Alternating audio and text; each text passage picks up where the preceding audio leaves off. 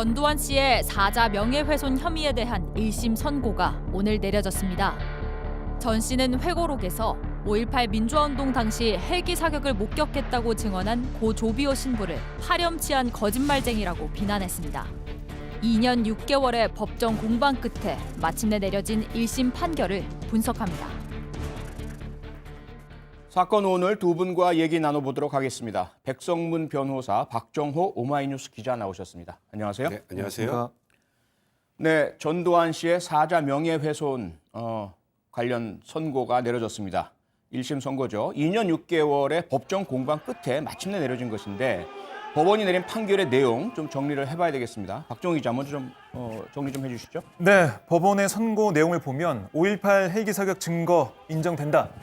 전 씨가 이 사실을 왜곡했다라고 얘기를 했고요. 네. 또 고소인 조영대 신부, 그러니까 고 조비오 신부의 조카죠. 네. 이번 사안을 고소한 인물인데요. 조영대 신부 진술을 믿을 수 있다라는 재판부의 판결이 나왔습니다. 네. 그리고 5.18 당시 헬기가 위협 사격한 것으로 보인다라는 판단도 했고요.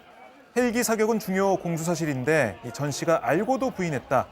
그리고 전 씨는 이런 사안에 대해서 사과 한마디도 안 했다라는 지책성 발언도 있었습니다. 네. 그리고 시민군의 헬기 사격을 했다면 계엄군의 자유권 발동 주장은 무색하다라는 얘기도 했고, 예. 그리고 뭐 재판 진행되는 과정에서 사실 전 씨가 뭐 반성하는 모습이나 이런 걸 좀 보였을까라고 제가 살펴봤는데요.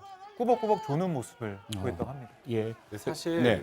이번 판결은 전두환 씨에 대해서 어느 정도 형량이 나오느냐보다 더 중요했던 건 조금 전에 말씀하셨던 것처럼 헬기 사격이 있었느냐, 네. 이에 대한 사실관계에 대한 첫 법원의 판단입니다. 어찌 보면 역사적 사실에 대한. 그렇죠. 그리고 논란이 됐던 건 이게 사실 사자 명예훼손죄는 허위 사실을 유포하는 경우에만 인정이 됩니다. 네. 그러니까 아까 말씀드렸던 5.18 헬기 사격 진위 여부, 또 네. 하나는 그걸 알고도 모른 척 했는지, 그러니까 아하. 고의가 있어야 되거든요. 그렇죠. 근데 이와 관련해서 조금 전에 말씀하셨지만 헬기 사격은 중요한 공소 사실인데 네. 전 씨가 알고도 부인했다, 그러니까 고의도 인정된다는 것이기 때문에 예.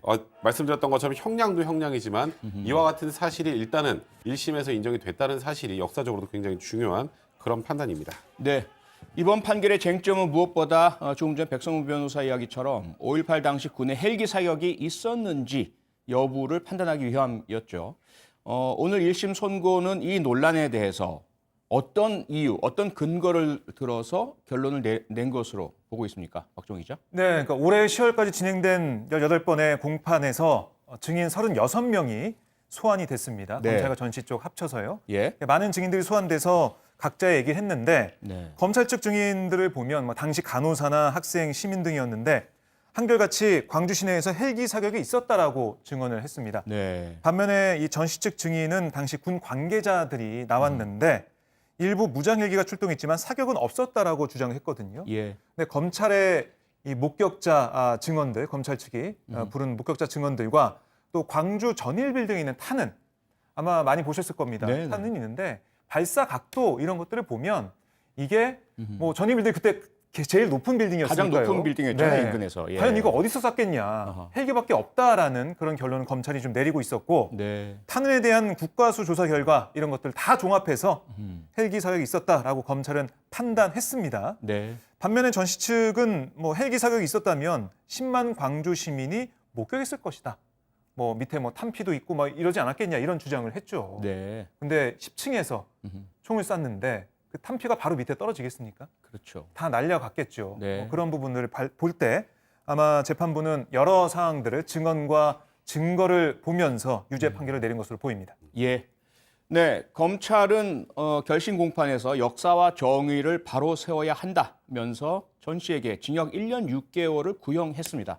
재판부는 이번 판결에 검찰의 판단을 어느 정도 받아들인 것이라고 봐야 될까요? 백성 변호사, 결국 형량은 반으로 깎였어요? 네, 형량이 반으로 깎인 걸 제외하고는 검찰이 주장한 공소 사실은 전부 다 인정을 했습니다. 네. 지금 말씀하셨던 것처럼 당시에 헬기에서 사격이 있었느냐, 뭐 전시 측은 아까 말했던 것처럼 아니 헬기 사격이 있었으면 10만 광주 시민들 목격했을 것이다라는 주장을 폈습니다만 네. 객관적이고 과학적인 증거 앞에 전두환 씨 측 주장은 다 무너진 것으로 보이고요. 네. 말씀하셨던 것처럼 전일 빌딩은 그 당시 가장 높은 빌딩이었는데 예. 이제 탄피 입사 각도를 생각을 해보면 맞아요. 쉽게 말해서 거기서보다 더 높은 데 써야 되는데 그렇죠. 거기서보다 더 높은 데서 쏠 수 있는 것은 사람은 아니겠죠, 최소한. 그렇죠. 그냥 공중에 서서는 있는. 못하니까. 그렇죠. 그럼 결국은 헬기 사격이 있었다라고 볼 수밖에 없는 건 객관적인 진술, 증거, 그다음에 그 당시 목격자들의 진술 등을 토대로 해서 판단을 한 거고요. 예. 이제 사자 명예훼손죄 관련해서 아마 지금 시청자분들이 야 이거 검찰의 구형을 너무 많이 깎은 거 아니고 또 집행유예로 풀어준 거 아니야 이런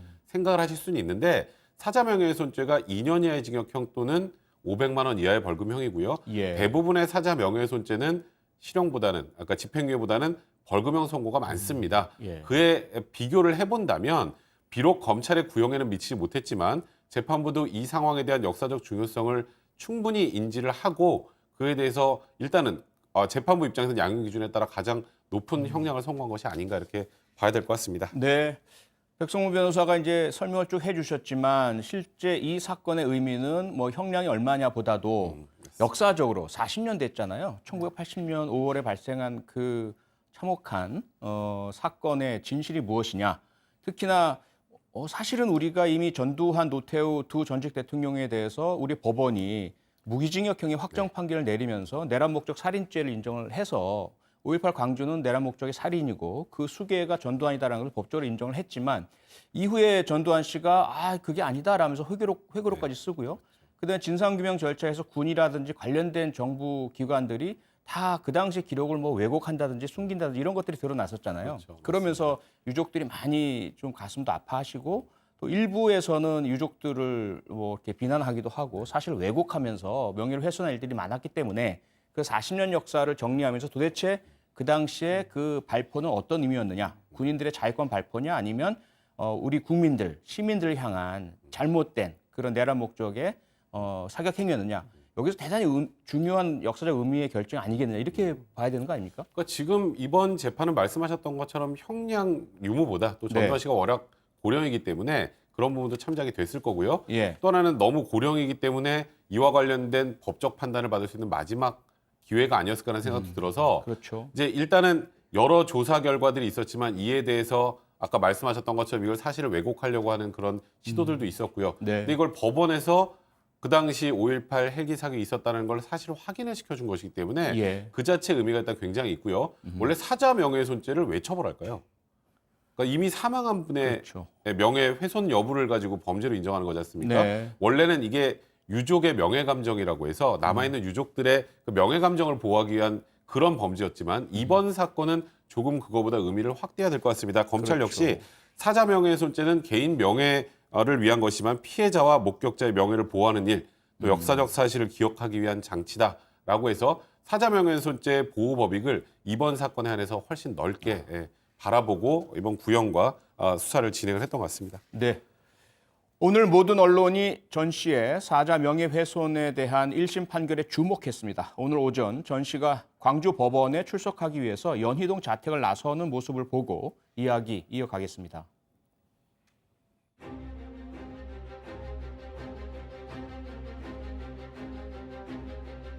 전두환! 이순자! 대국민 사랑하라! 대국민 사랑하세요! 전두환 들어와! 전두환 들어와! 전두환 들어와!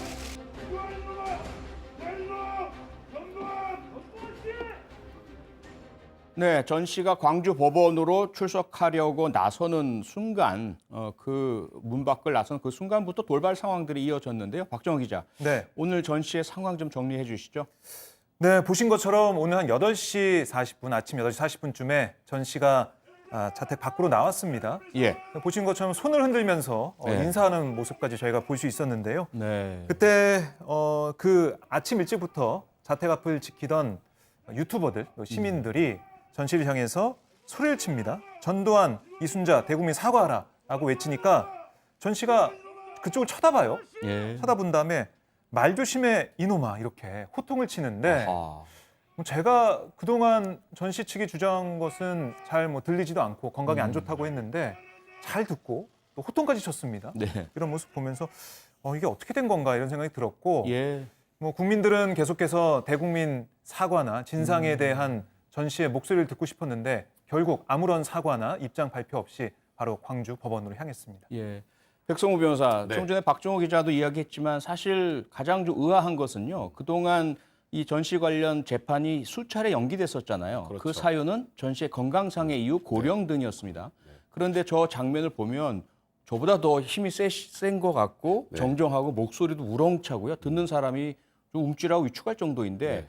건강상 이유로 재판 불출석, 재판 연기 이게 타당했을까요? 사실 2018년 8월 27일 첫 공판 때 전두환 씨가 건강상의 문제로 출석할 수 없다. 네. 이제 알츠하이머를 앓고 있다라는 거였죠. 네. 근데 그 이후에 저희가 정말 알츠하이머에 걸린 분이 맞나라는 생각이 들 정도 이상한 일들이 몇 건 있었죠. 골프도 치고, 골프도 치고 예, 식사도 하고. 그곳에서도 네가 내줘라 세금 체납이나 뭐 추징과 관련해서 네가 내줘라 이런 얘기도 하고 오늘도 네. 보면 조금 전에 지적을 해주셨던 것처럼 그 말의 뜻이나 이런 것들도 제대로 이해하기 힘들 정도라고 제가 그렇게 알고 있었는데 네. 최소한 뭐라고 하는지 다 아시네요. 명확하게 알고. 네, 그리고 그쪽을 향해서 뭐 저렇게 호통까지 치는 걸 보니까 그동안의 재판 불출석 사유로 내세웠던 건강상의 문제가 좀 무색해진다는 생각이 드는데 네. 어느 순간이 지나서 이제 그런 골프 등 여러 이제 문제들이 나오면서 이제 검찰에서도 아니 이거 불출석 이제 취소하고 출석하게 해달라라고 법원에 요청했지만 네. 그냥 재판은 불출석으로 계속 진행이 됐던 건 오늘 보시면 아시겠지만 집을 나와서 법정으로 가서 들어가고 나오는 과정에 굉장히 많은 경호 인력과 여러 가지 문제점들이 발생을 했고 네. 사실 전두환 씨가 없어도 재판이 진행이 크게 어렵진 않았어요. 예. 지금 증인 신문이나 아니면 증거 자료 같은 거 확인할 때. 근데 하지만 오늘은 선고기일이기 때문에 선고기일은 반드시 출석해야 되거든요. 그렇죠. 근데 그래서 출석을 한 건데 사실 불출석을 허가해달라고 처음 냈을 때부터 그간의 불출석 사유라고 했던 사유가 저희 눈으로 보고 느끼는 것처럼 좀 다소 이해가 되지 않는다는 걸 사실을 오늘 다시 한번 확인해 주는 게 아닌가 싶습니다. 예. 자, 그렇다면 이제 앞으로가 조금 의문인데요. 1심 판결에서 박정우 기자 이야기로는 재판정 내내 전혀 반성하거나 뭐 수긍하거나 혐의를 받아들이는 모습을 안 보였다고 하거든요.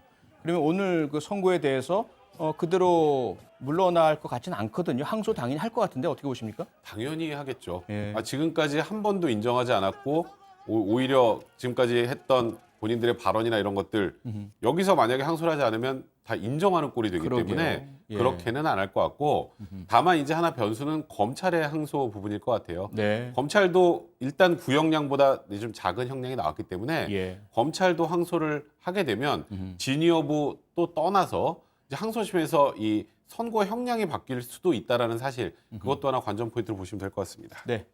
네, 지금까지 5.18 광주 민주화 항쟁 당시 헬기 사격을 목격했다는 고 조비오 신부를 비난해서 사자 명예훼손 혐의로 재판에 넘겨진 전두환 씨에 대한 1심 선고 상황 살펴봤습니다.